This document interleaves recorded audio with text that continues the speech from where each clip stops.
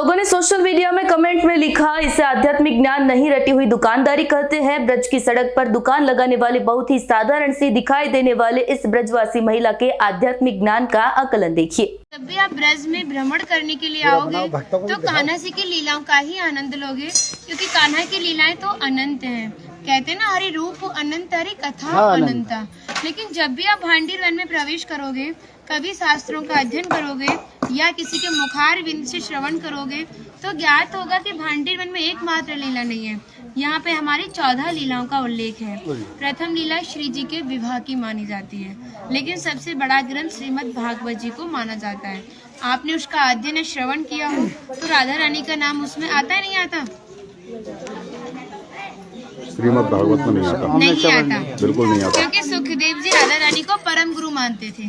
जब राधा रानी का नाम ही श्रीमद् भागवत जी में नहीं दिया तो विवाह का उल्लेख कैसे हो सकता है? लेकिन श्रीमद् भागवत जी को छोड़ के 12 ग्रंथ ऐसे हैं जो हमारी लाडली जी के विवाह का उल्लेख करते हैं। लेकिन जिस भांडीर वट के नीचे आप खड़े हो, इसका श्रीमद् भागवत जी के 10वें स्कंद के 18वें अध्याय में 22वां श्लोक कि बृहंतो बाहि मानस्य 4 यंत्रस्य गोदनम भांडीरकम नाम बटम जम्बू कृष्णम प्रोग्राम। यानी वृक्ष द्वापर युग में बहुत विशाल था, 4 योजनों में फैला हुआ था। इसकी जो सीमा थी वो 15 किलोमीटर में थी, तो इसको पंचकोशीय वृक्ष के नाम से भी जानते थे। कान्हा जी इन्हीं की शाखाओं पर चढ़ के यमुना मैया को आर पार किया करते थे। मान्यता है कान्हा जी की जो 9 लाख गाय थी, दोपहर के समय इसी वृक्ष के नीचे बैठ के विश्राम करती थी। तो माताएं जो भी माखन, मिर्ची, रोटी इत्यादि प्रसादम में रख देती थी, सभी ग्वाल वाल एकत्रित होकर दोपहर का भोजन करते थे। और भांडीर वन में सबसे बड़ा विशेष फल इसी प्रसादी का बताया गया है, क्योंकि आप कभी किसी विवाह में जाते हैं तो बिना अन्न प्रसादी के नहीं आते। आप तो लाडली जी के विवाह स्थली आए हो। यहाँ पर जो दुर्वासा मुनि थे, जो दूब घास होती है उसी का रसपान करते थे। ब्रज की गोपियों ने इसी वट वृक्ष के नीचे उनको 56 प्रकार के व्यंजन खिलाए थे। यहाँ पर राधा कृष्ण में मल्ल युद्ध हुआ था, उसमें ये तय था कि जो भी हारेगा उसको भंडारा करना होगा। तो जब हमारे कान्हा जी हार गए थे तो ग्वाल वालों के साथ मिलके यहाँ पे भंडारा किया, उसी के नाम पर इसका नाम भांडीर वन पड़ा। यहाँ पर ब्राह्मण पत्नियों ने भी कान्हा जी को भोजन प्रसादी खिलाई है, और ठाकुर जी ने ब्रजवासियों से ये टुकड़े मांग के पाए थे, तभी नाम दिया था इसका मधुकरी। मांग के पाना मतलब मधुकरी।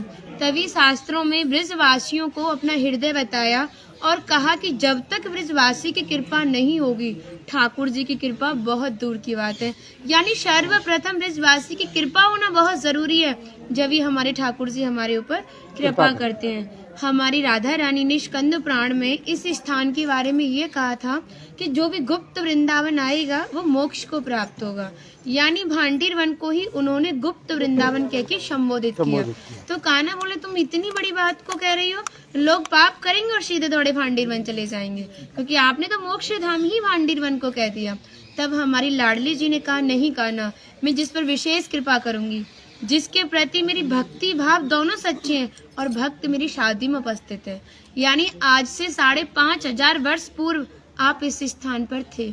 मनुष्य तो कोई था नहीं, तो अपने आप को कीड़े मकोड़े, घास फूस, पतझड़ इत्यादि अपने आप को मान सकते हो। जो भक्त उनकी शादी में उपस्थित था वो भक्त कई बार वृंदावन आएगा, जब जाके गुप्त वृंदावन आएगा, और डायरेक्टली नहीं, किसी न किसी के माध्यम से। इस स्थान तक पहुंचने के लिए माध्यम का होना बहुत जरूरी है, और सारा श्रेय भी माध्यम को जाता है, क्योंकि माध्यम ही हमें ऐसे दिव्य स्थान पर पहुंचाता है। और जो भी भक्त भांडीर वन में प्रवेश करेगा, प्रवेश करने से जो कान्हा ने 14 लीलाएं भांडीर वन के अंदर की हैं, उनके दर्शन मात्र का फल प्राप्त होगा। और जो भी यहाँ की एक किनका प्रसादी पाएगा और एक रात्रि निवास करेगा, वो इस ब्रज गौलोक धाम से वैकुंठ गौलोक धाम को जाएगा, क्योंकि जो हमारे ठाकुर जी ने गौलोक धाम को इस 84 कोस में ही बांटा है। आप यहाँ पे जो भी दर्शन करोगे वो प्रकृति की देन के हिसाब से और मानव निर्मित दर्शन है, लेकिन आप गौलोक धाम में जो भी दर्शन करोगे वो ठाकुर जी के हिसाब से है। जैसे गर्ग संहिता के 6वें अध्याय का नाम है गौलोक खंड, आप उसका अध्ययन करोगे तो भांडीर वट का एक दिव्य वर्णन का अध्ययन करोगे। कहते हैं गौलोक धाम में ब्रजा नदी के किनारे भांडीर वट है, यानी यमुना मैया का नाम ही गौलोक धाम में ब्रजा है। तो यहाँ पर भी आप एक भांडीर वट के दर्शन कर रहे हो। कहते हैं लोकनाथ प्रभु जी ने कहा है कि अगर भक्त इस भांडी वट का दर्शन कर ले, दर्शन मात्र से, स्पर्श की तो बात बहुत दूर की बात है, दर्शन मात्र से ही उसे दोबारा गर्भ में जाना नहीं पड़ता। यानी भक्त 84 लाख योनियों से मुक्त होके मोक्ष को प्राप्त करता है। बोलो राधे राधे राधे राधे। माता जी का नाम है इंदु लेखा, जो भगवान की राधा रानी की 8 सखियां थी उनमें से एक है ना। और मन नहीं कर रहा कितनी तारीफ करे, वो है नहीं इसलिए बोल नहीं रहे, कृपा कारण स्टार्ट कर दिया।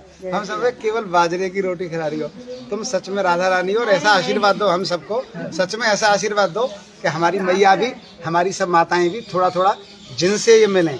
देखिए भक्ति का स्तर है, एक इतना बड़ा एक इतना है, तो इनको जो इनसे छोटी भक्ति में ये भी उनको कुछ ऐसी बातें बता के भगवान की ओर आकर्षित करें। सबको ऐसा आशीर्वाद दो। आप ब्रजवासी हो इसलिए सक्षम हो, दे सकती हो। बढ़े और ब्रज में वास